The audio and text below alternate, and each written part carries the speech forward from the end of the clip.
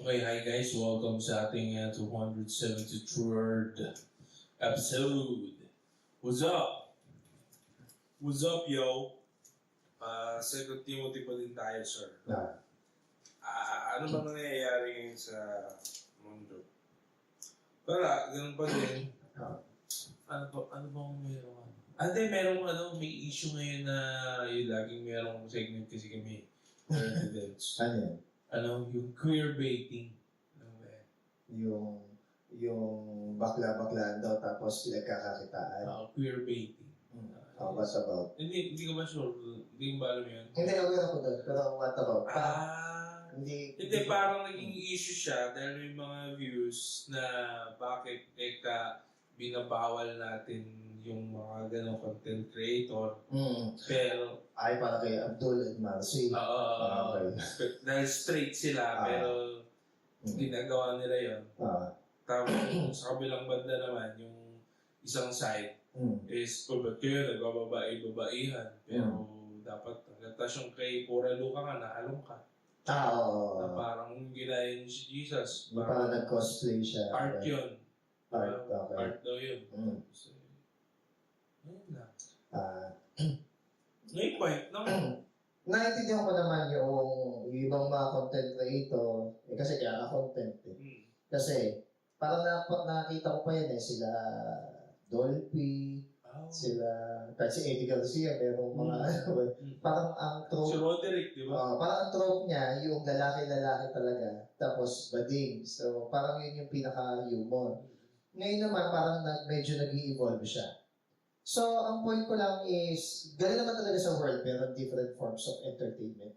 Parang ang kinakaasar ata ng iba is, sige, pinagkakakitaan nyo yung bakla-baklaan, pero yung rights naman ng mga LGBTQ, kapag yun ay pinag-uusapan, sila naman yung mga una pang mga homophobic at saka ng judge. Parang yun naman yung nabasa ko dun sa isa. Ang point ko naman sa mga yun, syempre, in a Christian view and biblical view, flee from all forms of evil. So, ibig sabihin, kahit na content pa siya, hindi siya magandang content as a Christian. Pero syempre, since it is a secular world, labo-labo na sila doon. Basta ang point lang is, kung Christian ka, lahat ng forms of evil, mag-flee ka talaga. Yeah. Pero kung pinagkakakitaan mo na ba yung bagay na yun, be respectful din doon sa mga pinanggalingan o source ng mga bagay na yun. Yun yung take ko sa secular. Pero kung ang take ko is biblical, wag talaga. Kaya nga yung isa pa, parang alading pinagkaiba yun sa yung wala na nga, yung asawa ni Alvin Aragon, hindi na nga siya sasayaw doon. Pero ang pinapoint out naman ng iba, pero nagsasayaw pa daw ng Zumba na yung damit is hindi okay. Pati yun, you flee from that. Kung baga, pwede iba to sa'yo Mahirap Pero alam mo, habang tumatagal, tumatanda tayo, na patunayan na natin na cruel din talaga ang mundo. Unfair kasi ang mga tao. They're unfair. Diba? Kaya yung mundo parang nagiging unjust kasi yung mga tao is unfair. May lupit, sabi nga ng mundo. May kanya-kanya kasi tayong standard ng tama o mali Pag nag-clash yun, doon na nagkakaroon ng problema. Oo, kasi di ba, ang katwiran ng iba, basta ginagawa ko kung sa tingin ko ay tama. Di ba? Yan ang motto ng iba Pero kung paano yung sa tingin mong tama, sa tingin ng iba ay mali. Mali, yun. Yan is actually biblical na nangyari sa Old Testament na sa Book of Judges, ginawa ng mga tao. Meron din sa Judges, ginawa nila yung sa tingin nila is tama. Pero dahil ginagawa nila sa tingin nila tama, wala talaga standard. Parang siya, no? Parang subjective, no? Yes. Naging subjective. Meron akong classmate, ayun, baka nga nadidinig niya to dahil pinapanood niya yung mga ganitong mga episode natin. Meron siyang, yung, alam mo yun, number 6, saka yung number 9 na illustration. Yung parang isla ba na nakapag sa akin 6 to, tapos doon sa kabila 9 to. Parang ang point lang niya is different perspective. So, ang sabi ko din naman sa kanya, pero meron talagang totoong number yan. Yes. Yung nagsulat. Yun yung sabi ko kapag may nagsabi pag ginagamit sa illustration yan. For example, if for illustration purposes or for definitive purpose, sinabi ko na ito is 9. Dapat 9 yun. Okay? Hindi mo sasabihin 6 yun. Kasi yung author, noong particular na content or statement na yun, dinefine na niya ano yun. So, huwag mo sasabihin na perspective yun. May mga may mga view din talaga tayo sa practices sa buhay na kailangan natin ng mataas na EQ ba? Kumbaga, yung marunong ka makiramdam, di ba? Sabi mo nga, di ba? Ma-discuss dito. Yung maging sensitive. Yes. So, kapag kasi daw sensitive ka sa mga bagay-bagay, minsan kahit hindi na isubo sa'yo literal, nagigets mo na eh. Kahit hindi na yung, may PWD siyang anak. So, paano ko makikitungo sa kanya? Paano ko siya i-address? Yung mga bata. Nakasimabi pa. Alam ko multo. Kunwari, alam mo na may diferensya. Sasabihin mo, autistic ba siya? Kadalasan nyo, bakit pala ako pangasawa? Matataba mo. Alam niya yun. Sabi nga nila, pag hindi kaya baguhin ng tao in 5 minutes, yung nakikita mo sa kanya, hindi mo naman kailangan na pansinin ng sabihin. Otherwise, if ikapapahamak ng tao yung bagay niya kung hindi mo sasabihin. Pero kung hindi naman, choose na maging considerate. So, ba't ko ba yung nasabi? So may mga time na kailangan natin maging sensitibo dahil meron sa perspective niya ganito, meron sa perspective niya ganito. Pero pag nasobrahan yun, baka mawala yung absolute truth na kailangan natin bilang mga tao. Sa mundo, tandaan natin, with all of this subjective sa mundo, na sa tingin ko ito, sa tingin ko ganyan, para sa akin ganito, para sa akin ganyan. Nawawala na tayo ng objective na truth or absolute na truth na 1 + 1, 2. Di ba may ganun sa video? Tapos dahil nga ginanon siya ng dulo, na ibibigay na yung last pay niya, sabi niya, wrong. So kumbaga, ginamit niya for her advantage. Meron, dahil lang. So, bilang tayo, mga Kristiyano, we hope na tayong lahat is genuinely follower of Christ. Is hindi tayo dapat bumase doon sa tingin lang natin ay tama. Yes. Oo, maaaring may iba silang pananaw. Yes. At may iba silang pinanguhugutan. Galing pa kay paring Simon yan o kaninong tawag dito, ano tawag sa mga vocation nila? Sigmund Freud. Sigmund Freud, ano ba yung mga tawag dito, mga psychologists. Kahit magaling sa kung saan dark side o Machiavelli po naman niya. Whatever. Minsan, kasi sila, ang dami nilang, sa tingin ko, ito. Sabi ni Freud di ba? Yung isa naman, si Erikson, hindi, ito. Meron naman, ito. Minsan, ganun lang Ganun lang sila Pero sumikat sila, di ba?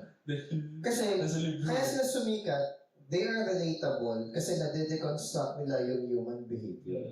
Kaso nga lang, just because something has an element of truth doesn't mean na yun yung standard ng truth. Ang point lang natin, dapat meron pa rin tayo talagang hindi nababalik na titinag na basihan ng tama at mali. Di ba? Di ba? Paano malalaman na isang bagay is tama o mali? Meron pa isang basihan na hindi siya pwedeng mag-move. Kaya nga example nun yung landmark, di ba? Kaya nga siya tinawag na landmark kasi hindi siya gumagalaw.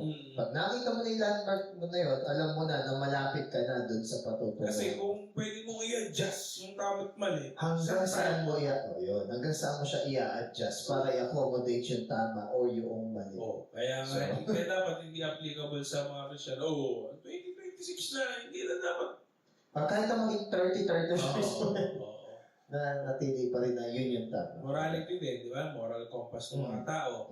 Minsan kasi, yung moral compass ng tao, iba-iba yan. Yes, Sa kanya, ang morality niya ay ganito. Sa tingin niya ay moral ay ito. Di ba? Mga debate ng mga abortion, debate ng divorce, debate ng kung ano-anong Ako naniniwala din kasi ko na mahalaga din timing. Okay? Kumbaga, mali naman talaga yung isang particular na concept or principle. Pero merong patience behind on how would you address that. Yeah. Ayun. So, yun lang. Ang point nun, mahalaga na meron talagang moral giver. Merong standard talaga. Which is si God. Si God. Kaya nga, di ba, sinabi sa US, based dun sa Bible yung Constitution sa US. Na tayo kumukopya lang naman sa US. Di ba? So, how tawag dito, rebellious we are na gusto nating tanggalin yung si God sa Constitution. Di ba? Well, last week, ang napag-aralan natin, which is ang mga Kristiyano ay nagpe-persevere sa kanilang buhay na parang una ay soldier, pangalawa ay may attitude. Siya dapat ng athlete, tsaka farmer. Sa isang farmer. Ayun. So, inhalent tulad yun. So, puntahan nyo lang yung ating previous episode kung bakit yung tatlo na yun yung ginamit na attitude. Ano bang meron sa attitude ng soldier? Sa atleta? Sa farmer. So, moving on, tayo pupunta sa verse 14. Yes, sir. 14 muna. Ipaalala mo sa kanila ang mga bagay na ito. Okay? So, yun yung previous. So, dapat talaga kapag pinanood nyo ito, mapupunta kayo sa rabbit hole. Talagang simulan nyo, no? Kasi,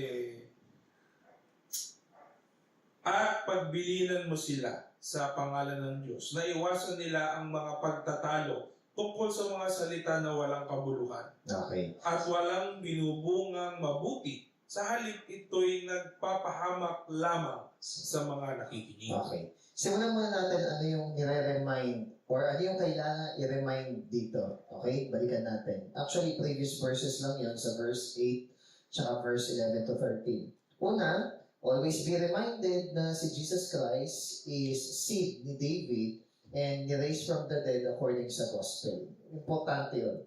Kasi fulfillment siya ng prophecy sa Old Testament. Tapos yung raising from the dead, pagpapakita na si Jesus, hindi siya tao lamang. Okay? So, yung lineage siya kay David, pagpapatunay na hari, Yes. Royal blood. Yes. Tapos yung resurrection, patunay na meron talagang power si God, di ba? Resibo yun Resibo yun na lahat ng endurance and suffering and pain dito sa mundo to deny yourself and carry cross and follow me. Merong reward. Kasi kung walang resurrection, bakit pa tayo nag-suffer? Bakit pa tayo nag-endure? Walang kwenta lahat ng mga nasabi dahil walang resibo, walang patunay. Tsaka ano pa i-hope natin in the future kung puro paghihirap din naman pala. Yung kahalaga ng resurrection. Baka kakapag na nito. Sa linggo ng pagkabuhay na. Pasko ng pagkabuhay. Okay. Kasi pa lang ngayon Holy Week, no? Nagulat nga ako kasi parang first time ko naka-encounter na yung Holy Week ng Catholic is nag-start ng particular month tapos nag-extend ng another month. Kasi tingnan mo, March kahapon? March 29, di ba? Tapos Sunday is 30. 1, 2, 3, 4, 5 sa April, 5 sa Sunday. So parang nag-cross siya ng month. Normally kasi alam ko kapag Holy Week, parang second or third weekend, no? Particular month, whether March or April. Pero ngayon lang yung napansin ko na, as far as I recall, na tumawid siya ng month. So ngayon, having said that, mahalaga daw na ma-remind tayo na si Jesus is yung seed ni David at saka na resurrection from the dead according sa gospel. Pero ipangalawa, mahalaga daw na ma-remind tayo na kapag namatay tayo sa Kanya or namuhay tayo kasama niya, is ibig sabihin, we partake of Him. Tapos, if dineny natin siya, i-deny din niya tayo. At kapag faithless tayo sa Kanya, nagre-remain siyang faithful dahil hindi niya kayang i-deny yung Kanyang sarili. Yung isa, pinakikita doon na hindi natin pwedeng i-mock si God. Okay? Na hindi pwede na gusto mo ma-receive yung heaven and salvation, pero yung mismo eternal life, hindi lang siya yung tagapagbigay ng eternal life eh. Siya mismo. Siya mismo yung eternal life eh. So, Hindi pwedeng utuin, gano'n, Yeah. ganchuin. yeah, how would you receive eternal life kung yung mismo eternal life ay mo tanggapin? That is an utter rejection. Karamihan naman sa mga tao, Mm. yun ang mindset, Sir Jun, eh. Na parang si Jesus, si God, siya yung tagapagbigay ng, kumbaga yung giver lang ng Lord. reward. ng reward. Then wala siya pinagkaiba kay Santa Claus. Oo. Kumbaga siya, pero siya mismo kasi yun. Yes, siya mismo yan. Yun yung kailangang matutunan ng tao na si Jesus at saka yung regalo ng buhay na walang hanggan ay hindi magkahiwalay. Kundi nag-exist sa kanya, sa persona niya, yung Panginoon. Then yung pangalawa, mahalaga na maintindihan natin na kung, syempre yun, pag dinay mo siya, dinay ka rin niya. Yung pangalawa, yung pagiging faithful and faithless. Pag faithful or faithless tayo sa sabi, nananatiling faithful daw si God. So, gano'ng kagrabe yun na si God, totoo pa rin sa pangako niya kahit tayo is hindi tapat sa pagtupad ng side natin ng ating pangako. Pero syempre, this highlight two things na si God is reliable and constant. Ibig sabihin is unchangeable, hindi siya nagbabago. And number two, yung tao, unreliable. Okay. So, kumbaga, yung tao is fickle, pabago-bago ng isip. Kaya it's very important din na alam natin na we have to be Christ-like. Kasi kung faithful si God, dapat tayo is faithful din. Dapat tayo reliable. Yun din yung maganda na dapat ang Christian is predictable. Okay? Hindi, o para bang kakapain mo pa kung galit ba to o masaya ba to. Understand niya to. Parang gano'n na. Oo. Ba't iniisip mo pa? Dapat matik na. Oo. Or yung simpleng ganito, magsasorry ka sa isang tao, Uy, may ginawa ba ako sa'yo masama? Kung gano'n. Kung sa tingin mo may ginawa kang masama, meron. Pero kung sa tingin mo wala kang ginawa masama, wala. Hindi ka dapat ganun. Okay? So, kumbaga, tinatanggal mo yung mga shadow of doubts na ano ba talaga yung stand mo sa isang particular na bagay. So, here, tapos na tayo sa ano yung dapat i-remind. Sabi dito, charging them before the Lord not to strive about words to no profit, to the ruin of the hearers. May mga tao kasi na ang sinishare nila is entertainment, humor, yung mga worldly na mga knowledge and wisdom. I'm not saying na yung mga worldly knowledge and wisdom is totally useless. Okay? May mga magagamit naman talaga tayo. Pero above those words, ang pinaka-primary concern at saka wisdom na panghahawakan pa rin natin is yung word ni God. Okay? Yung worldly wisdom should never substitute yung godly wisdom. Yun yung pinaka-basis and standard kasi ng lahat. Ngayon, kunwari, nag-share ka ng Word of God, 90% ng sinishare mo about sa mga human philosophy, secularism, ganyan-ganyan. Tapos, tsaka mo lang inano si God, 10%. Parang tinights mo naman yun. Ano daw yun? Hindi daw yun profitable. Okay? Minsan, ang matatanim pa sa isip ng mga taong nakikinig sa'yo is yung ibang mga words and opinions of men na taliwas pa minsan doon sa stand ni God. So, let's be careful of that. Yun yung sasabi na ruin of the hearers. Oo, mapahamak pa daw Sabi dito, ruin comes by hearing the opinion and speculation and entertainment of men. Yung faith comes by hearing and hearing the word of God. So, mas mag-focus daw tayo ng i-share natin yung word of Kasi natin yung power ni God. Yes, unto salvation. Verse 15. 15. Sikapin mong maging kalugod-lugod sa paligid ng Diyos. Isang manggagawang walang dapat ikahiya at tama ang paggamit sa salita ng katotohanan. Okay. So, hindi pwede na gusto mo na matuto sa Word ni God, pero tamad ka magbasa ng Bible. Tamad ka na mag-aral. Tamad ka na mag-meditate. Hindi mo pwede na pag nagbasa ka, yun na agad yun. Parang ganito lang yan. Aware ka naman dun sa mga nagsusumikap na makapasok sa isang school or sabihin natin makapasa sa entrance exam, di ba? Doon, nagpapakita ka ng diligence para pumasa ka. Ibig sabihin, ganun Mga din board sa word exam. of God. Oo, board exam. Nag-e-enroll ka pa, hindi mo pinanghihinayangan yung mga review center o yung mga materials para ma-sure na papasa ka. Oo. Sana, mas bigatan din natin yung pagpapahalaga natin sa pag-aaral ng Word ni God. At hindi lang knowledge. Yung pangalawa, sabi dito, present yourself approved to God. Hindi lang knowledge, kundi yung faith at saka yung obedience natin kay God. Hindi pwede kasi na maalam tayo, pero hindi tayo obedient. And then, sabi dito, a worker who does not need to be ashamed.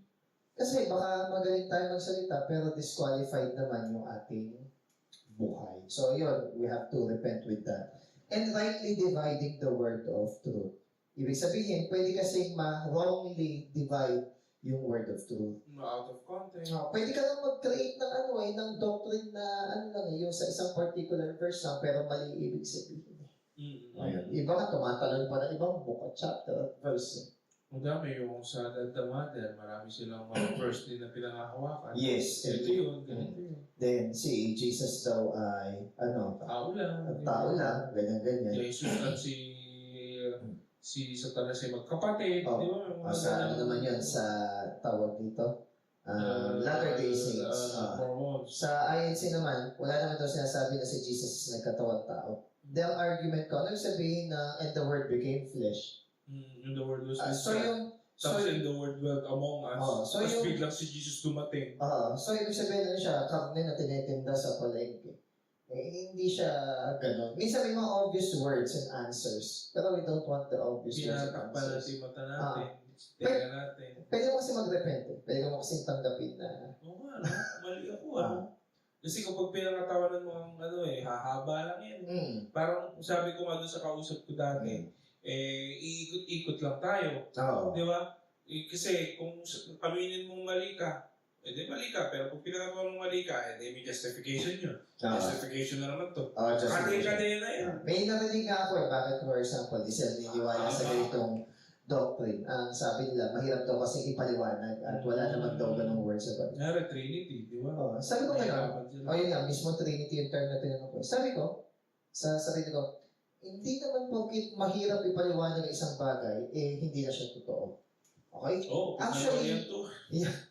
Actually, it should lead you to learn more and study more. Para wag manatiling mapa. Oo, yun. Kasi minsan, lalo na ito, kadalasan, para hindi tayo naloloko ng mga teacher ng mga Bible. Kailangan, pwede mo silang tanungin, Yes. pwede ka magtanong, at nakakapagbasa ka din. Oo. Kasi may mga iba sir na, huwag ka magbasa kasi hindi ka enlightened. Kami lang ang nakakapag-interpret ng tao. Kaya, hindi pwede huwag ka magbasa. May ganun pala. Tapos meron ding yung church na to, open sila na magsuri at pakinggan yung ibang church. Pero kunwari, ito yung nakita ko, yung Latter-day Saints, open sila na makinig sa mga views ng ibang church. Pero yung INC, hindi sila open. Yung ganun is, para sa akin, form yun ng insecurity. Yung pwede yung iba na makinig sa kanila, tapos hindi sila pwede magsuri sa iba. So, I think yung ganun, hindi dapat. Kasi, ethnocentric. Pag sinabi ethnocentric, ang tinitignan mo na standard lang yung sa sarili nyo. So, yun. So, ang point being dito is, stick tayo dun sa kung ano yung genuine word of God. Ang nababasa ko naman sa mga Roman Catholic, binabash naman nila yung mga mas bata na mga lumitaw na ang tawag nila, mga sulpot. Yan. So, kumbaga, ang pride naman ng Roman Catholic Church is sila yung nauna. Actually, ang nauna sa Roman Catholic Church is Judaism. So, Burnt out lang yun. and Judaism is nag-start Old Testament times. So, yun ba yung gusto nila na iparang yung sarili nila? Kung hindi naman porkit patagalan is mas tama. Tsaka, kung sasabihin natin na yung sulpot is mali just because mas matanda at pag mas matanda kayong standard, wala tayong pinagkaiba na yung matatanda is laging tama. Hindi ganun yun. Even the Bible is saying na yung hindi laging yung matanda ang merong wisdom. Ibig sabihin, si Jesus mali siya dahil... Bata siya. Oo, bata siya. Well, Ano yun? Na mas matanda pa yung mga Pharisees ng time na yun. Oo. So muna, yung argument na dahil nauna sila yung tama, it doesn't necessarily follow. Kung weak yung ganong Meron argument. nga sa flip top na tatawa ako nung araw pa to. Yes. Naglalaban sila. Yung sabi, mas mabigat ako. Kasi ako ang nauna. Noon pa man, nandito na ako. Kayo, ngayon kayo small pot. Ganun. Pero yung time na nung kabila, rebat niya eh. Ikaw nauna? Sige. Pero unang-una kong nabasa sa libro ko, maraming naunang tanga. Maraming nauna ang nauhuli. At maraming nauhuli ang nauuna. Nakakatawa yun eh. Ito totoo naman. Sabi nga nila sa isang kasabihan, the early bird Catches worm. Ano ba? catches the worm. Pero yung unang, yung unang worm, Siya yung unang nakain. siya yung unang nakain ng ibon. Pero yung pangalawa, siya yung... Pangalikas. May ganun eh. Hindi, ang point lang kasi dito, wag mong iyayabang yung earthly measurement or sabihin natin na earthly standard. Never mong iyayabang yung earthly standard. Kung meron ka man lang pwedeng i-boast, is yung faithfulness at saka yung goodness ni Christ sa buhay ng tao. Huwag mong iyabang kung nauna kayo. Huwag mong iyabang kung mas tama kayo. Mas matagal kayo. O mas matagal kayo. 300th anniversary. O mas banal kayo dahil hindi kayo nagkaganito ng music or hindi kayo Solemn kami. Oo. So, kumbaga, huwag niyong iyabang yung inyong faith because of earthly standard. Oo. Ang Certain practices. Yeah, ang dapat lang maitaas is si Christ. So, when you say rightly dividing the word, ibig sabihin, hindi interpretation mo lang. Ito na yung sinasabi mo kanina. Hindi pwede sabihin na, yes, yan yung interpretation mo, pero ako ang interpretation ko, hindi siya pwedeng ganon. Pero alam mo na, practice tayo kasi before na ganyan, mag-isip eh. No? Parang nai-stretch natin sa itong mga kwento eh. Oo. May mga certain na things na hindi mo pwede sabihin, ay, yeah, kasi interpretation may ako, ito interpretation ko eh. Hindi naman kasi, yung Bible kasi, hindi yan basta hindi siya parang creative fiction na writing. Uso kasi before, yung parang revelation, quote-unquote. Totoo naman may revelation, pero yung term kasi natin before is magbabasa ka ng Bible, tapos ano yung revelation ni God sa iyo? Parang ano yung post ni God sa heart? Ano tingin mo? Ano yung post ni God sa heart mo? Na delikado pala yun. Yes, the heart is deceitful. Oo, delikado pala yun. Kasi pwedeng ang ma-mirror mo yung desire mo o yung lifestyle mo. Yung desire mo dun sa verse. Yeah. Example lang, yung Matthew 7 verse 1. So kailangan pala, before tayo mag-go, kailangan hindi yung feeling mo o yung sa tingin mo o yung sa tingin mo sinabi ni God o ng Holy Spirit sa'yo. Kung hindi, yun nga, sabi mo, rightly dividing the word. So, ibig sabihin, tinatanong mo, ano ba ang context na to? Sino ba nagsulat? Para kanino ba to? Applicable mo ba to sa akin ngayon? Yun na. Tignan mo the heart is deceitful. Feeling ko kasi, hindi na siya okay. Hindi sa tingin ko di ba, there are, there's a way that seems right to a man, but the end of it is destruction. Tapos sabi sa Proverbs 3 verse 5 to 6, di ba? Trust in the Lord with all your heart and lead not your own understanding. So, hindi lang yung sa nararamdaman mo, hindi sa naiisip mo, hindi rin sa tingin mo. Okay? So, kumbaga, yung truth o yung katotohanan. Ngayon, sabi dito sa Matthew 7 verse 1, do not judge or you too will be judged. Sasabihin, kita niyo? Huwag niyo judge yung ibang tao. Hindi kasi nila tinuloy yung verse 2. Ang sinasabi ng do not judge is maging maingat ka sa pag-judge kasi, sabi sa verse 2, kung ano yung ginamit mong panukat, yun din yung gagamitin against sa'yo. Saka huwag natin i-out of context daw yun kasi same verse is yung 7:21. Depart from me. I never knew you. So, daw natin na, do not judge me. Yun yung... Ang sasabi lang dito, pwede kang mag-judge, pero in a right way. Ibig sabihin, hindi ka sa tingin mo lang, kundi meron kang evidence, merong tawag dito, merong fruit na pwede kang makita. Kunwari may kinuhang gamit na hindi kanya. Ay, hindi, ano lang yun, minove lang niya ng location. Lately, si Che, ang aking asawa, napapansin ko na madalas mainis sa mga yung parang may nakita na tawag dito, babae na kung manamit masyadong maikli. Ha? Ikaw, gawagalan siya, naiinis siya. So, inano ko lang siya, biniro ko, tandaan mo kasi niloloko niya na, paano yun? Pokemon, kumakanta siya, Pokemon! Ibig sabihin nun, parang parang quote-unquote prostitute. Okay. So, yun yung term niya. Yun yung, tandaan mo ako si Jesus ang makakasama niya, prostitute. Sabi ko, Ngayon, gusto kong yung view mo. Kasi lately, may mga graduation na yung nanay aura. May Pamilyar ka? May naka-tube. Tapos meron pa yung kita yung... Mas late, gano'n. Anong tingin mo na?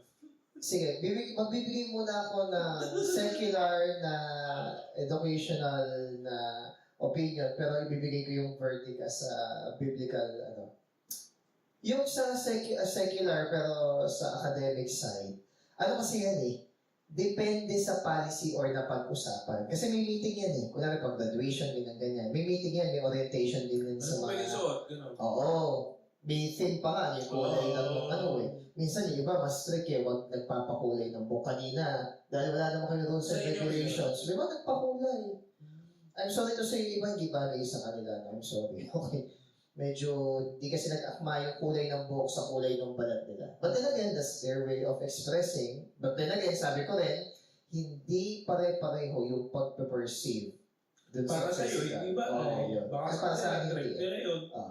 So ngayon, yun yung consequence ng walang malinaw na rules. Yeah. So kumbaga, kung walang sinet na rules, hindi mo siya pwedeng sitahin.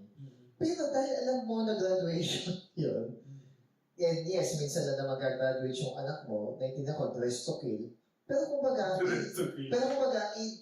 manamit ka rin na hindi mapapahiya yung anak mo.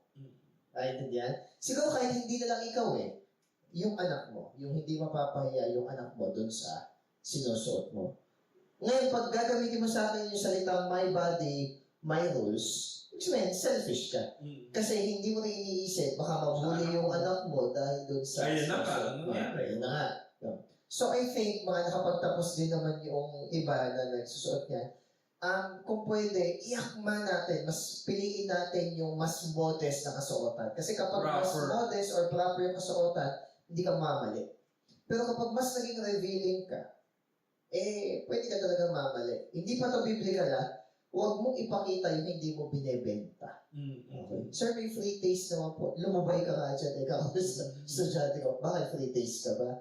Sabi ko, hindi sir. So, huwag mong i-show yung hindi mo dapat ipakita. Kaya nga daw siya damit Sabi nga ni Ed Lapis, kaya nga daw siya damit kasi pantakip. Oo, totoo naman. Kasi nga dapat may takpan. Babae nga nag-fail pa Pero yung biblical concept, ba't mo ba ginagawa yung lahat ng bagay? Tinatake na yung heart mo, biblical Para saan? Yun. Para saan yun? Para ba yung mga tao is tumingin sa'yo, para maging head turner ka ba? Para mamanghaba sila? Yung ibang aura ni Mother. Ngayon sasabihin, parang dalaga. Ngayon, nasabihin naman ng mga, yung mga medyo extreme sa gender and development. Hindi lang naman huwag sabihin na yung babae mag-ayos ng damit. Dapat kayo mga lalaki is turuan din na huwag maging manyak. Tapos ipaparade pa nila yung mga costume yung mga damit ng mga na-rape na ito, balot na balot, ito, ganyan. Ang sa akin is, lahat ay dapat equally responsible. Okay? Hindi mo pwedeng ituro lang sa isang gender or sa isang sex yung responsibility. So, ganun din, kahit nanay and tatay, anak, para silang may responsibility. Hindi pwede sabihin na honor your father and mother lang, pero dinidiscourage or hinahamak mo yung Balance anak mo. ba yun? Balance dapat. Hindi pwede na ipapanganak mo yung anak mo, tapos isusumbat mo sa kanya lahat ng tinulong mo. Dapat balance siya. Hindi pwede na empleyado ka, tapos mamata-matay mo yung boss mo, o kaya boss ka, is i-abuse mo yung employee mo. Balance dapat. So, kumbaga, if i-call out ng mga kababaihan, yung mga kalalakihan na huwag ganito, pwede rin i-call out ng mga kalalakihan yung mga babae. So, dapat equally responsible tayo. So, dun sa part na yun, sa biblical, yung pagsusuot mo ba ng damit na yan, does it glorify God? So, baga, yun, sa Christian view, yun na yung pinakamadaling tanong na acid test Nung sinusuot mo ba or inisip mo pa lang bang suotin yung damit na yan, inisip mo na ba na malulugod si God sa'yo? Di ba, ang napakadaming question na tama ba to o mali? Kapag ang tanong mo na ay nag-glorify o mag-glorify ba si God sa gagawin o hindi mo gagawin na yan. So, ang stand ko, educator din ako, mas proper na lang na kasuotan yung hindi makapagbibigay ng mali siya yung mga tao. Okay? Then yung mga tao naman na nakakita sa kanya, ganito yan Sa bahay pa lang, siguro, hindi ko alam, baka may kasama siya sa bahay. Sa bahay pa lang, dapat nag-i-start yung concern. Tsaka yung, baka pwedeng ito na lang isuot mo. Okay? Ginagalang ko naman kahit na ano yung gusto mong isuot, pero other people will not perceive it the way kung paano mo siya piniperceive. Yun yung take ko doon. Okay, next, doon tayo sa 16 to 18. Iwasan mo ang mga usapang walang paggalang sa Diyos. Sapagkat ang mga iyan ang lalong naglalayo ng mga tao sa Diyos. Ang mga salita nila ay parang gangrena na kumakalat sa katawan. Kabilang sa mga nagturo ng ganito ay sina Himeneo at Fileto. Pinakalahan na Uso kasi actually, pag ayaw magpakorek. may wisdom May wisdom din. Pag ayaw magpakorek, tapos harmful siya, ginagawa pa rin kasalukuyan yung bagay, pinapangalanan. Pero kunwari, Para hindi pa marisa. pero kunwari, nag-repent naman, ganyan-ganyan. As much as possible, pansin mo, hindi naman pinapangalanan. Oo, kasi parang nag-create pa ng confusion kung Yes. sino kaya ang sinedge kita parang blind item pala. At least dyan malinaw. So, anong ginawa ng dalawa na to? Ano kasi sila para bang, sabi nga dito, they have strayed concerning the truth, saying that the resurrection is already past and they overthrow the faith of some. So, ibig sabihin, nagpapakalat sila ng ibang idea or doctrine. Okay? Nasabi nila na dumaan na yung resurrection, nakayari na. Kaya mahalaga. So, ibig sabihin, naiwan tayo. Parang gano'n kasi isipin O, yun. So, tapos na yung resurrection. So, yung tao, magkakaroon ng confusion. Ito yung sinasabi ni Kona. So, nade-derail yung tao sa faith. Iba yung sinasabi nito, iba yung sinasabi nito. Lumayan na nga lang, kahit ako niniwala sa religion Iba naman, generally dismissive, ganun. Sa ayaw nila magsuri, nakita nila, nagtatablahan yung mga doctrine. Oo, away-away kayo dun. Bahala kayo. Ganun. Kaya ayoko nung mareligion na yan. Doon sa part na yun, I apologize. Pero biblical din kasi na merong other gospel. So, yung mali. Okay, biblical naman talaga na binabanggit na may mga ganong doctrine na hindi biblical at nakalagay din sa Bible na may mga false teachers at sa ito lang, madami pang naniniwala yan. Yes. Kasi masarap sa tengi.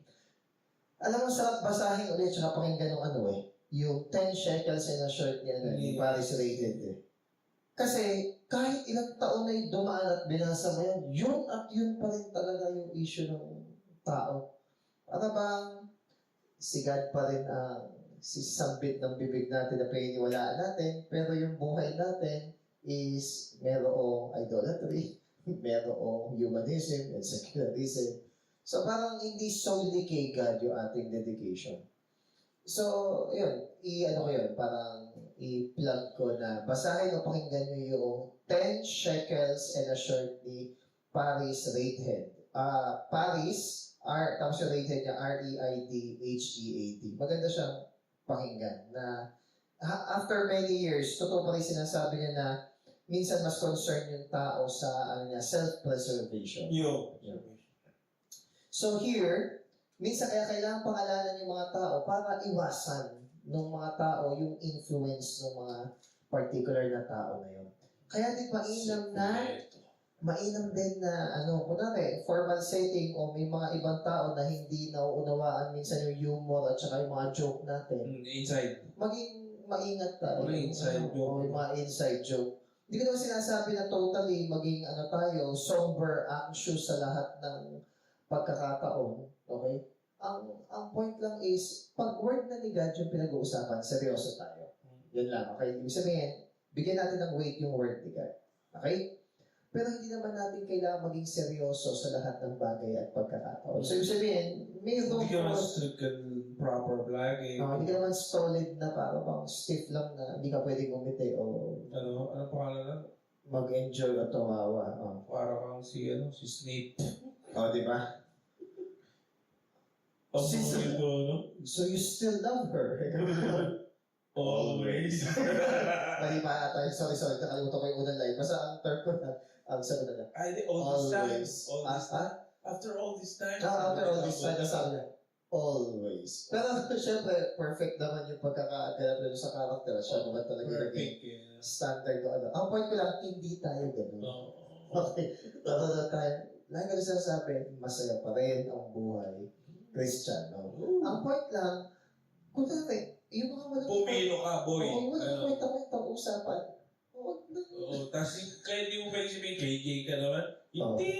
Kumbaga, yun nga daw, yung nakakapagpalayo palalo sa tao sa newsfeed. Yes. Yung kalapas na nga niloloko yun. Bisa marinig pa nila, Christian, mo ganun magsalita. Di ba? Yung pa yung nakaprofile kay God. Verse 19. 19. O 18. 18 pala. Lumihis sila sa katotohanan at ginugulo nila ang pananampalataya. Na-discuss ko na yun. Tuturo ng muling gabay na ganap na. So, yun na yan. 19. Ngunit matibay ang pundasyong itinatag ng Diyos at dooy nakatatak.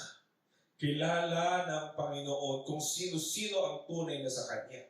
At ang bawat nagsasabing siya'y sa Panginoon ay dapat lumayo sa kasamaan. Ito yung dalawang dalawang seal na ang isang tao is solid na nasa Diyos. Una, since the beginning, alam naman ng Diyos kung sino yung kanya. Oo, wala kasing concept ng time ng Diyos. Hindi siya nagwa-wonder na, sino kaya masisave sa mga to? Hindi. Hindi ka pa pinapanganak, alam ng Diyos kung save ka. Okay? Hindi tinatanggal yung responsibilidad natin doon. Ang ibig sabihin lang natin, ang Diyos kasi, wala siyang past, present, at future. Hindi mo nakamukha ng standard natin na may past, present, future. Linear tayo Parang may cause and effect tayo Pero ang Diyos walang ganang concept. Hindi. Kung ang ibig sabihin ng linear is may start tayo, merong life and end. Si God kasi walang beginning and end.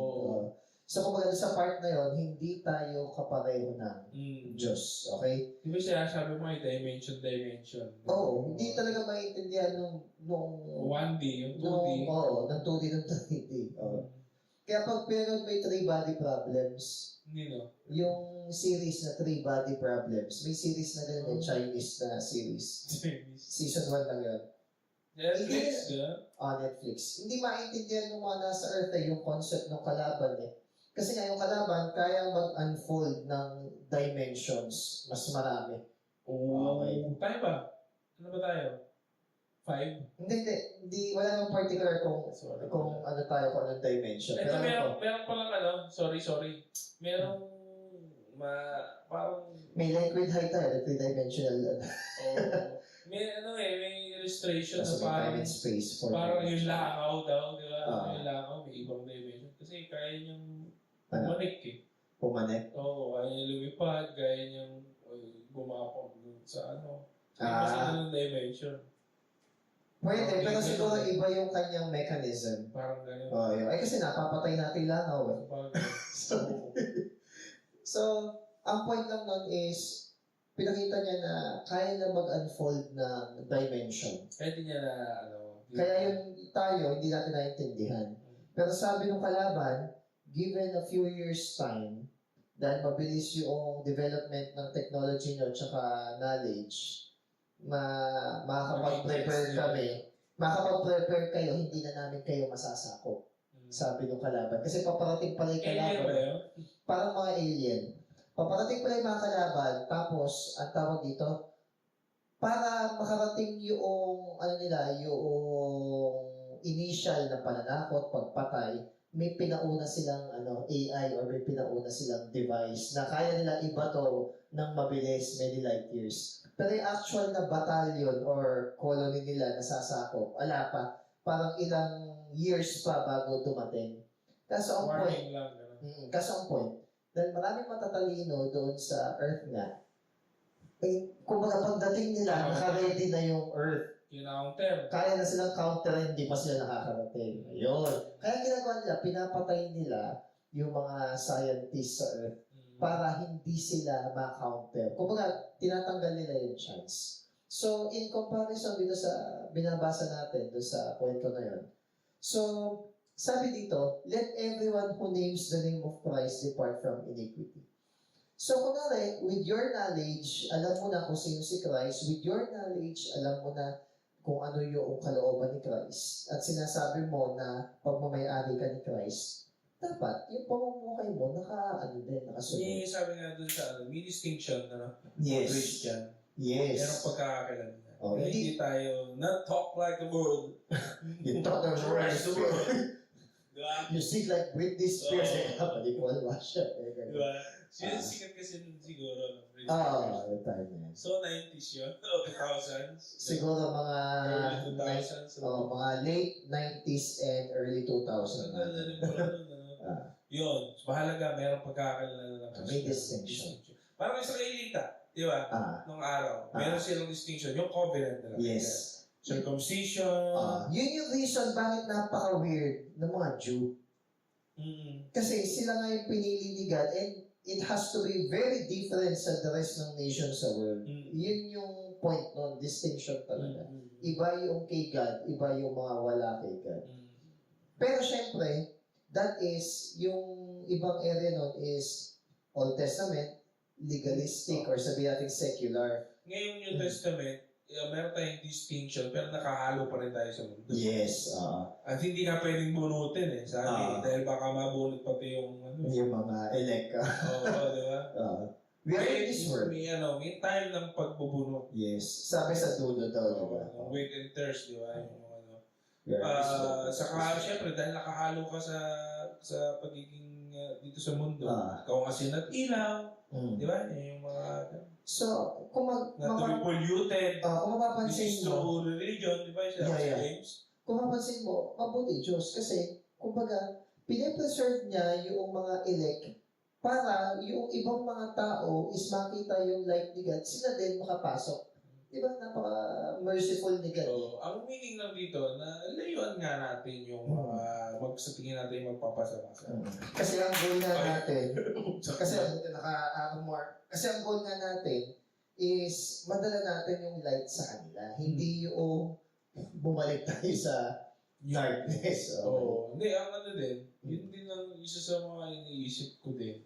Na kung alam mo ito, kaibigan na to, magdadala sa'yo, magbubulid sa'yo sa kasalanan, yun ang pwede mo layuan.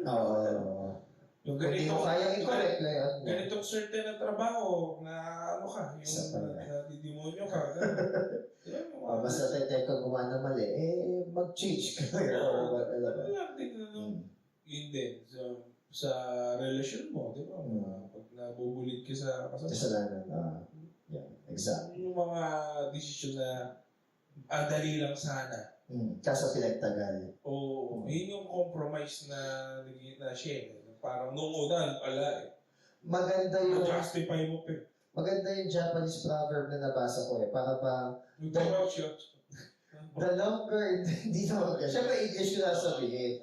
The longer you stay on the wrong train, ibig sabihin is, the longer you stay on the wrong train, the more costly the ticket ride to get you back on the right destination.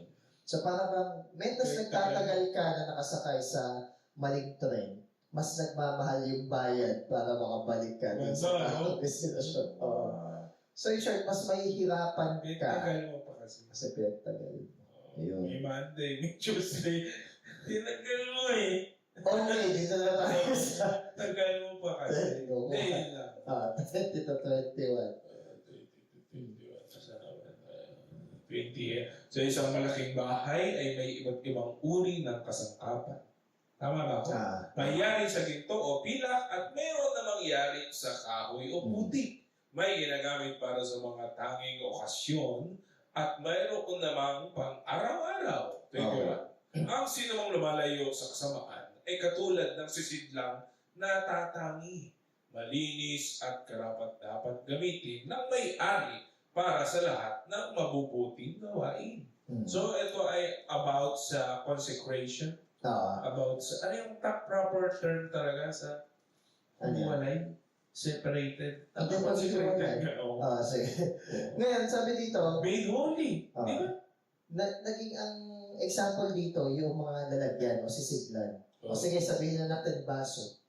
Okay? Merong baso na ginagamit at lumalabas lang kapag may bisita.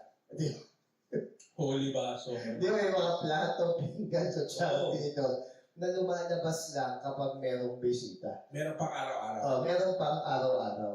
Meron nga, tingnan mo to yung cup noodles na promote naging baso. Pero meron naman, yung baso, ganda-ganda, pero ang ginagamit lang sa kanya, kunwari, pinagduduraan o pinaglalagyan ng maruruming scraps ng kanin, kahit maganda. Ang point lang dito is, hindi naman yung kasi ang sinasabi dito is yung gold, silver, wood, and clay. Yeah. Actually, yung gold, silver, wood, and clay dito, hindi naman yung literal na gold ka, silver, wood, or clay. Pero kumbaga yung quality mo bilang isang tao. Discipline. Okay. Pero mind you, lahat tayo, hindi tayo worthy na vessel. Baka kasi isipin ng iba, ay mas mabuti akong tao, mas worthy ako na vessel. Hindi ganun. Dapat. Lahat tayo, Iangas ka pa ya. lahat tayo para lalagyan na ng dumi. Yun talaga tayo, unworthy tayo. Pero nung nakilala tayo ni Christ, nilinis niya tayo. Okay? So, sineparate niya tayo sa word. Yun. Sineparate niya tayo. You know, it's great. Made holy. So, dati, ang nakalagay sa atin, mga dumi. Ngayon, ang nakalagay na sa atin is something that gives life. Pero may sinasabi pa rin dito. Sabi, if anyone cleanses himself dun sa mga dumi na yun, ang sabi, the more na nililinis mo yung sarili mo sa mga mali at maruming bagay, mas nagiging kagamit-gamit ka sa kaharian ng Diyos. Hindi ko sinasabi na yung bagong Christian tsaka matagal ng Christian is mas ligtas kaysa doon sa isa. Hindi naman ganun. Ang point lang is mas nagiging useful and productive yung tao na mas nagde-depart sa kasalanan kaysa yung mga tao na nagko-compromise. Na nakikipaglaro sa apo. O kaya is... Kaya nadadarang. O kaya naglalakad sa tabi ng bangin. Parang moth. Flying moth. Hindi nagkukwento kayo It's a isa. flame. Diba? Meron akong Sige. isang kaibigan na siya ay merong affair. No? O nagka-affair, I should say, gano'n. Nagkita sila ulit. Parang gusto pa niya na, check mo. I-check mo siya. Sabihin mo, ito sinasabi ko. Boy, huwag na. Iyaano mo na yung kukuha ka na naman ng bato ay pupukpuk sa ulo mo. Sisindihan mo na naman Naghilo na, tinutungkap mo pa Sabi ko. Tapos nagkakatawaran na nga Tanggap ka na nga Asawa mo. Huwag mo nang ulitin.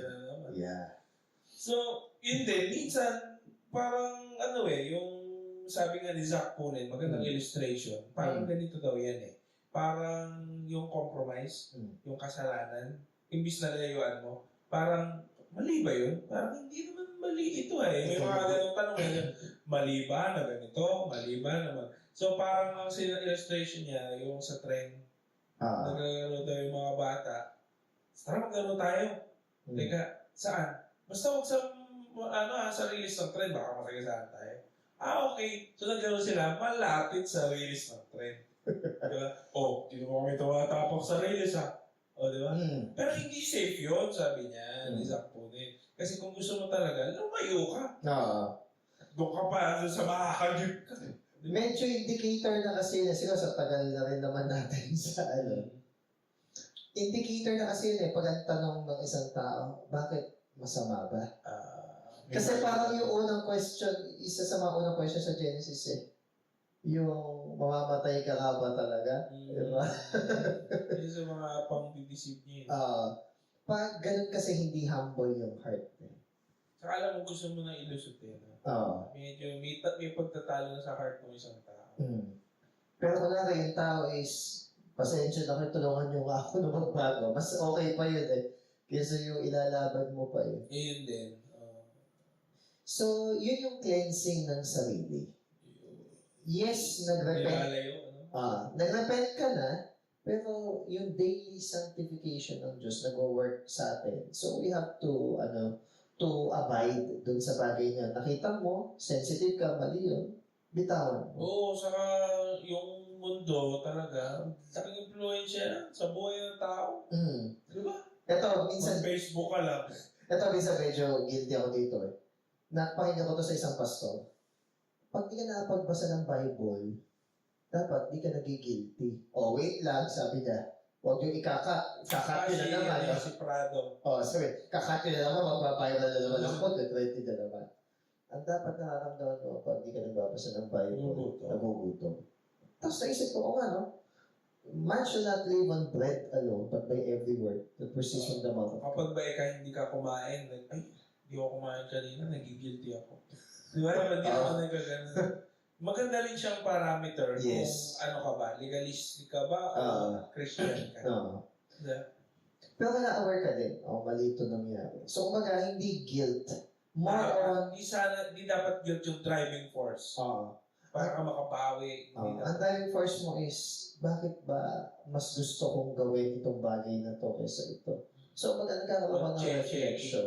Checking na ng heart. Yes. Ay, nasis ko kasi sarili ko Wala ka na naman. In the verse naman kasi yun. You examine yourself. Okay, ito. 22 to 23. Sa isang malaking bahay. 22 to 23. 22. Kaya nga, iwasan mo ang masasamang hilig ng kabataan. Youthful lust to. Sa halip ay pagsikapan mong maging matuwid, tapat, mapagmahal at mapayapa, kasama ng mga taong may pusong malinis na tumatawag sa Panginoon. Iwasan mo ang mga hangal at walang kabuluhang pakikipagtalo, sapagkat alam mo namang nauuwi lamang iyan sa mga pag-aaway. Ito na. Mayari na tayo. Ang sabi ito, flee from youthful lust. Huwag mo na, sige, titignan ko kung kaya ko nang labanan yung ganito mga tukso o problema. Okay, sige. Meron yung same tao na sinabi ko kanina. Okay. Sabi niya, kasi nung una, sumi-affair, tapos nawala. Tinalis na nila. Tapos biglang yung second time, yung second time around, at mas mainit daw yung second time. Ngayon, nung tinatanong ko, paano yung nagsimula? Nung una, parang, medyo, natawa ka lang Nung una kasi, parang naawa ko sa kanya. Kasi parang nasa moving on stage siya. So, gusto ko siyang tulungan mag-heal sa mga trauma niya. Kasi parang medyo awkward ka, di ba? Ito na. Di ba? Hanggang sa yun nga, nag-second time sila. Kasi nag-invest ka pa rin ng emotion kapag tinutulungan mo yung tao Hindi siya nag-flee. Yun nga. Ang term kasi niya, pero ako kasi may control ako sa sarili. Ayan. Proverbs 3, verse 6. Pero ako kasi may control ako sa sarili ko Pride precedes the fall. Saka yun din yung mga madalas kong sabihin sa mga tao na sa tingin nila hindi nila kayang gawin yung mga bagay na nagkinainisan nila. Ngayon, ang pinaka-hated na sin, cheating Kahit pumatay ka ng tao baka mapatawad ka pero pag yung cheating, grabe, once a cheater, always a cheater. However, every one of us are capable of doing that. Kaya ang lagi kong advice sa mga tao na once a cheater, always a cheater. Saka, atawag dito, hindi na magbabago yung mga ganyan. Saka ako, hindi ko yung magagawa. Di ba? Yun lang ako sasabihin yung hindi ko ito magagawa. Nasa tao kasi yan. Mas mainam pa rin na God bigyan mo ang grace and mercy na huwag mag-fall sa same sin. Kasi baka pag ikaw na, yun. May mga unnecessary questions kasi yung kadalasan ng mga iba kong friends. Kadalasan nasa female sides. Okay. Yung mga questions. Tulad na, kayo ba na-attract pa ba kayo? Di ba dapat pag may asawa na kayo, dapat di na kayo na-attract sa iba. Ang sagot ko, oo naman, na-attract ako. Sabi, hindi ko naman ina-entertain. Kasi kapag sinabi kong hindi ako na-attract, yahiyabang ako. Di ba? Yes. Dahil lapitan ko yung babae, di ba naman na-attract? Di ba? Parang sabi ni Kuya nung Sunday, kahit siya, walang friend na babae. Kasi yung text, pwede niyang kunin na. Kumbaga, pinatay na niya yung means. Pinatay na niya yung means. So, dun sa pag-amin mo ng sa sarili mong kahinaan, dun nagsisimula yung strength na ni God eh. Pero mas sabihin mo, hindi, ako, iba ako eh. Hindi ako na-attract. Wala na akong capability na ma-tempt. Ayun pala, na-tempt pa rin ba kayo? Siyempre, kapag di ka na na-tempt, yun ang problema. Perfect ka na. Pero di perfect ka na, pwedeng, yung... Konti na lang, pahulog ka na. Yung dahil di ka, ginagawa mo na kasi lagi eh. Wala nang war. Wala na siyang war. Ako ang take ko naman dyan, kunwari, ilang beses mo nang narinig yung sagot sa tanong na yan. Stop asking the same question over and over again. Sabagay, dapat i-assess mo rin saan magagaling itong tanong. Ito ba ay para makakuha ng sagot? O para ma-encourage siya na gawin yung sa tingin niyang sagot niya? Yeah. Kasi kung ilang beses ka nang tinanong sa questions na yun, at ilang beses na same naman yung sagot mo sa questions na yun, minsan gusto kong tanongin, ano ba yung pwede ko isagot para masatisfy ka dun sa sagot ko? Ano gusto mong palabasin? Yun ano ba gusto mong madinig? Nung minsan Minsan nagka-crowdsource lang ang tao. Minsan may tatawag ganyan binalik ko ng tanong para bang, ano ba ang problema ka sa buhay ko? Kahapon may pinost yung isa ko, teacher ko, about sa, nagre-remind siya sa mga, gusto nang pumasok sa relationship na maging financially stable din, ganyan. Ngayon, may co-teacher kami, may asawa pa, anak na nag-post, ayan, makinig ka, sundin mo yung advice. Ay, tawag dito, pero ikaw accepted ka na pala dyan kasi 30 mahigit na siya Sabi ko gano'n, nag-comment ako. Sabi ko gano'n. Naku, sige lang ka ako, huwag mong anuhin niya kung ano yung dapat mong gawin. Sabi ko, gano'n. Then, kinamentan ako, ayan, isa pa yan, si Sir John. Hindi na applicable sa kanya advice na yan. Binalik ko yung sinabi niya. Bakit ka ako? Ikaw ba yung magbabayad sa kasal ko? Ikaw ba magbabayad sa mga gastusin ng mga magiging anak ko? Hindi, di ba? Gano'n. Ngayon, natawawa siya. Comment niya is, sabi niya, hindi, tawag dito, hindi, advice lang naman yun, pwede namang hindi sundin. Sabi niya, gano'n. Hindi ko rin naman kako hinihingi. Sabi ko, gano'n. Ayaw mo nun, kung saan akong binibigay, kaya, ayaw mo patalo. Sabi ko, yung mga ganyan, kunwari, bomba, ahas, kahit libre mo sa akin ibigay, hindi ko kukunin. Pero kung ginto yan, bahay, lupa, kukunin ko kawal. Ang point lang is, may mga comments tayo suggestions and opinions na hindi kailangan ng ibang tao. Okay? Ito, unsolicited advice. Ito, hindi ko sasabihin to para yung mga single is talagang panindigan yung single kayo. Okay? Hindi ko rin to sasabihin para yung may mga asawa is ma-discourage. Regardless. Pero ang point is, pwedeng maging masaya at godly ang isang tao whether may asawa siya o wala siyang asawa. Sinabi ni Paul yan. May pagkakataon na mas nagiging godly ka pag may asawa ka. May mga pagkakataon na mas nagiging godly ka kung hindi ka hindi ka nililigan na mag-asawa. Sige ba si? Yeah. Pero we do not discriminate na malungkot yung tao na walang asawa at magulo yung buhay ng may asawa. Sure ba kayo na pag may asawa, masaya? Di ba, ang kinuwento ko nga minsan, so kunwari, may desire ako, tapos yung mga kakukwento ako, ika-counseling ko, may mga asawa at anak, tapos puro problema, ano yung naging sagot ko? Parang nawala ka ng gana. Ako sabi ko gano'n, dapat yung sinasabi. Parang mas i-encourage ko. Parang problema pala itong papasukan. Ayun. So, kumbaga, ang sinasabi lang namin is, pwede ka na ako maging masaya. Nung bata ka, nakikipaghabulan ka doon sa mga balputa mo, 1, 2, 3, kahit tanggal-tanggal yung botones mo, tsaka tanggal yung swela sa sapatos mo, masaya ka eh. Pwede kang maging Alam mo masaya. bakit, sir? Bakit? Hindi ko yun ang sinusubo kasi ng mundo sa atin. Oo. Di ba? Yung mga kanta natin. Yeah. Mga mga kanta natin. Oo. Mga pelikula natin. Pero active sa church yun, dahil ng COVID na yun. Pero sa bagay, hindi naman din lahat na pumapasok sa garahe, kotse. Oo. Yeah. So, ang point lang noon is, mag-flee ka sa youthful, lahat ng uri ng youthful lust. So yun din, ang bago tayo mag-move on is yung sinabi ni Zach Ponen, yung lion and yung kitten, di ba? Na mas malakas yung lion. Siyempre, kapag nakaharap mo yung leon, tatakbo ka. Tatakbo mo, wala naman. Oo. Hindi kasi sabs. Ngayon, kapag pusa yung nakasalubong mo, matatakot yung pusa. Ano ba yun? So parang ganun daw yung youthful lust. Eh, sino yung pusa? Si Satan. Si Satan. Pero youthful lust. Kasi nare-resist na yung devil. And he will flee. from you. Siya yung alis. So siya yung pusa.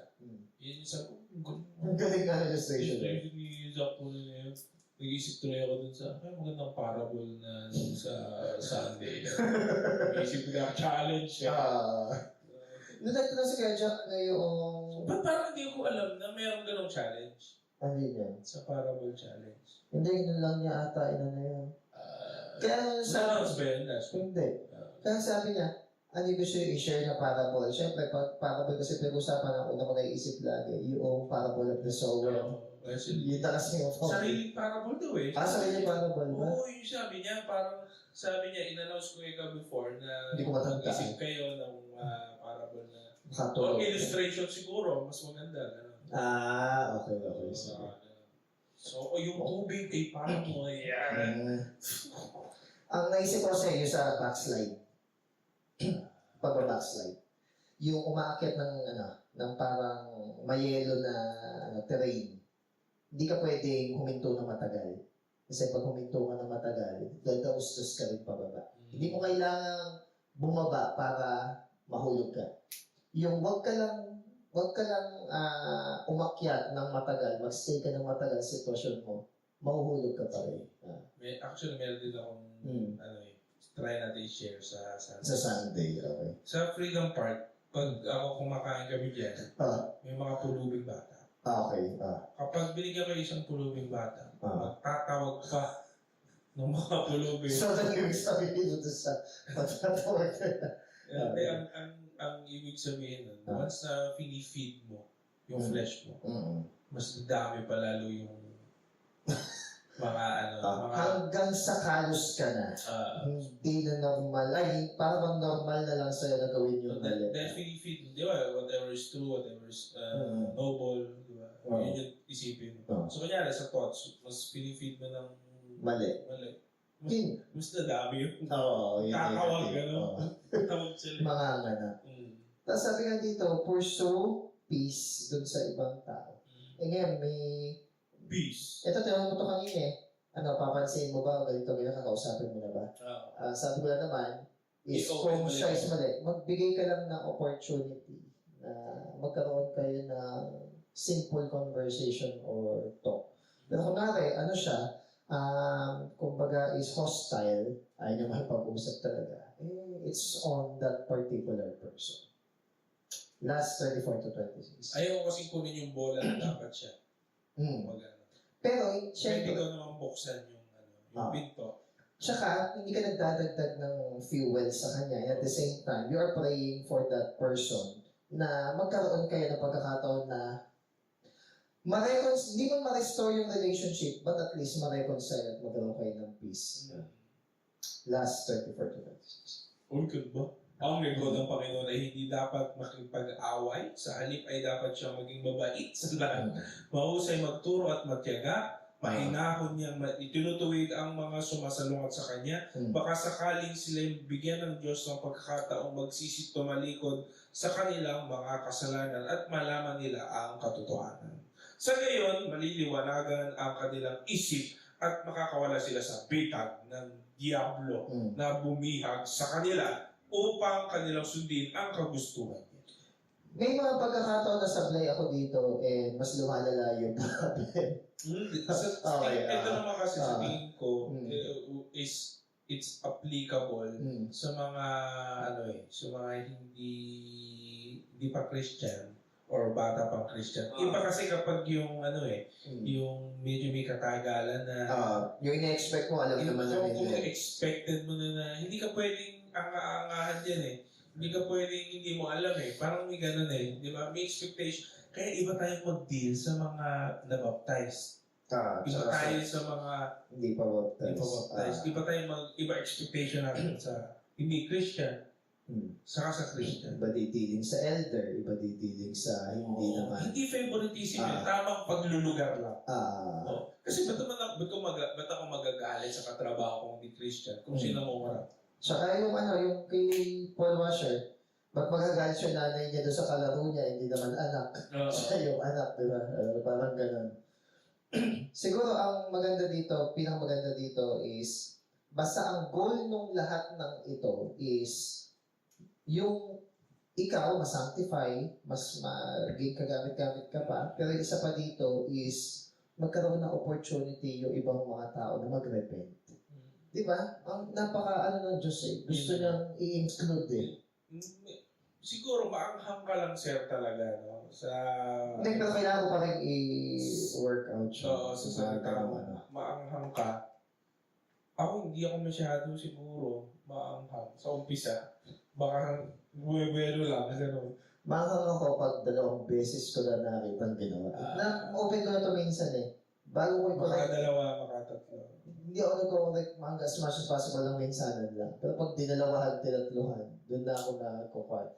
Ngayon, nung narinig nila na ganun ako, doon na na-realize na hindi lang pala nila isang beses ginagawa yung isang bagay. Kaya di ba? May mga pagalit kasi na for the sake of magalit lang.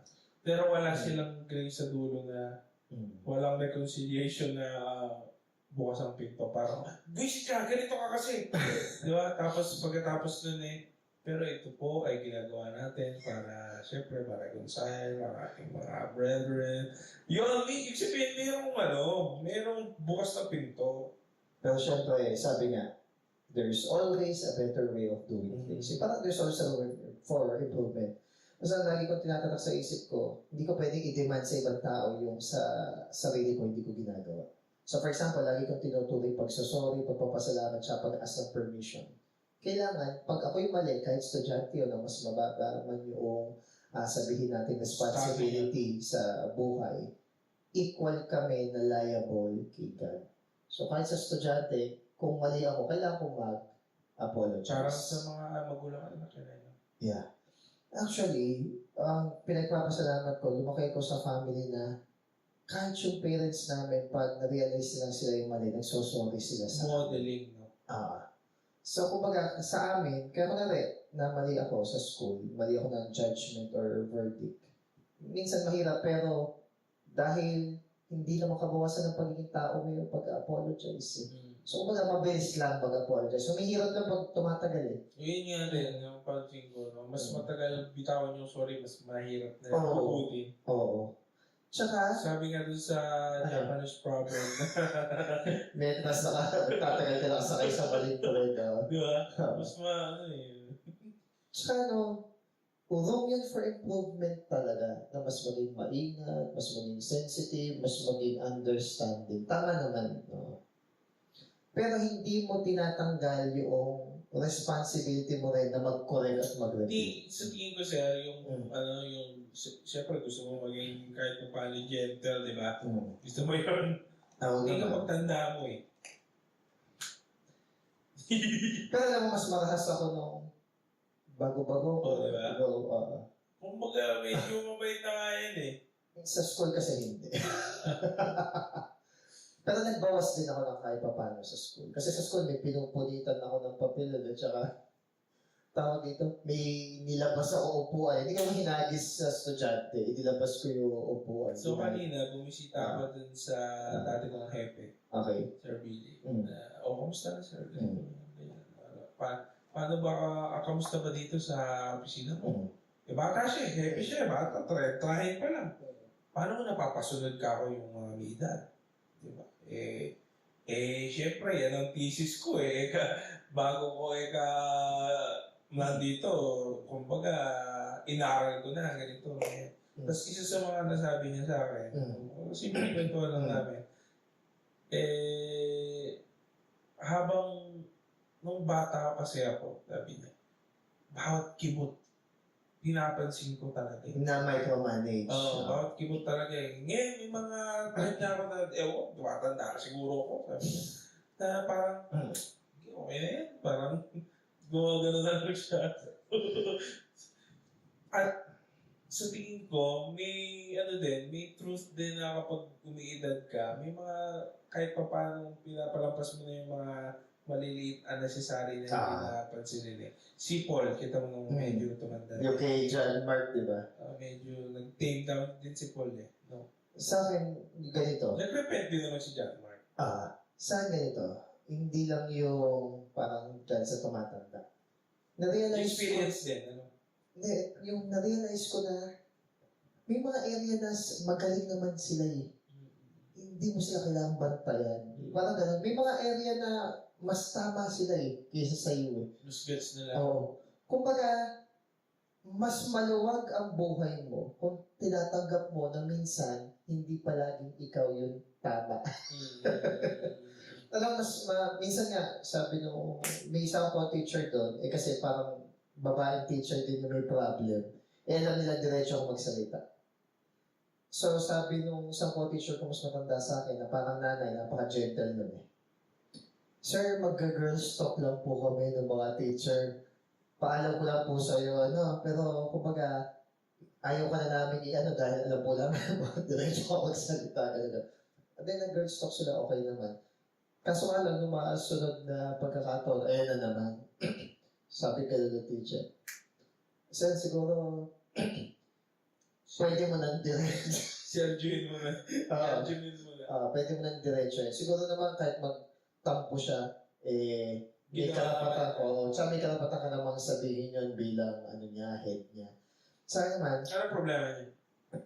bossy kasi, tas dominante. Pag siya may kailangan, bait siya. Saan? Sa School mismo. Sa mismong teachers? Oo. Pag siya may kailangan sa amin, mabait siya. Pero pag siya na yung kailangan, hindi siya sensitive. Magbibisi-bisihan, gano'n. Kaya one time, ang ginawa ko ganito. May technique lang eh. Hindi, ganito ang ginawa ko minsan. Kasi tineteknikan na naman kami na tapos na siya, tapos pag iba na magbibisi-bisihan siya. Ma'am, halika dito, magre-read tayo ng grade. Sabi ko, busy po hindi. Pumunta ka dito at mag-read tayo. Hindi, wala siyang nagawa. Kaya natitigil na niya ibang mga babaeng teacher. Kasi gets na nila bakit ko sinabi. Pitigil na tapos tumatawa. May mga approach kasi na kailangan maging firm. Hindi ako nagre-request. Gawin mo to. Hindi for my sake. Bilang pakikisama mo rin sa mga kasama mo na baka hindi ka aware na gano'n na yung nagiging tingin nila sa'yo. So, kumbaga, minsan, masakit man isipin, kailangan kong tanggapin na ginagawa nila akong panakot sa ibang teacher, sa estudyante. Sa church, ginagawa akong panakot sa bata. Sabi ko gano'n. Sige. Sabi ko, Scarecrow. Hindi naman sa gagawin akong manakot. Pero sabi ko, sige, yung tingin mo. Saka yun yung personality mo siguro na build. No, tingin mo. So naisip ko na lang Pero gusto mo ba yun? Personality mo yun? Alam ko siyang personality, pero sa totoo lang kasi, Doon ka labas. hindi, ewan kung tamang term na sa akin manggaling to, meron siguro akong pagiging naive na, kung sinabi mo ito, magtataka ako kapag yung kinikilos mo someone, isinasapamukhay mo opposite o malayo sa sinasabi mo, parang naano na ako, naiewan na ako na, bakit yung sinabi mo, iba dun sa ginagawa mo. So parang naku-frustrate ako. So, okay. Ayun. Kumbaga ang babaw, ano? Yung parang hindi ko matanggap na minsan yung tao complex. Parang ang simple-minded ko na, kung ano yung sinabi niya na ganun siya, naniniwala ako dun. Ayun. Siguro yun yung mali ko. Na meron akong certain... Or baka naman pwedeng totoo nga yun nung time na yun. Tapos nung present time na yun, nag-iba na siya. Pero in short, ang kulang nga sa akin is maging much gracious and mas maging, ano siguro, long-suffering, patient. Ngayon. Hindi kasi minsan magagawa mo naman eh. Pero alam mo, pag nagagawa ko yun, hindi ako yung nakaka-notice, ibang tao. Pero pag ako yung naka-notice, alam kong hindi ko nagawa yun. Gets mo? Yun yung irony minsan eh, sa Christian life eh. Minsan, malalaman mo na lang na nagiging mas patient ka pag ibang tao na yung nakakakita. Pero kung natin sinasabi mo na, uy, di na ako nagmumura. Hindi, wala palang opportunity. Yung pag naging proud ka na. Tuwa na. O yan lang. Kasi ano din, bago tayo mag-ano, yung lagi ko sinasabi sa parable dun sa sheep sa kasunod, yung paghihiwalay. Diba? Ang sinabi dun eh, pumasok kayo sapagkat ako'y hubad, ako'y inyong dinamita, ako'y uhaw at ako'y inyong... Pinainom ko, nagugutom at inyong pinakain. Kaya namin ito ginawa. Sabi ko, kapag ginagawa niya ito sa mga maliliit kong lingkod, di ba? Ginawa niya ito sa akin. Sabihin, meron palang innocence din. Alam, kailan namin ginawa yung mga good works na to. So, hindi siya yung, parang sinabi mo, hindi siya yung, nakapansin, yung ibang tao, ang nakapansin, si God mismo, hindi mo sinasadyang gawin yung good works. Naging bunga lang. Yeah. Maraming pagkakataon gano'n.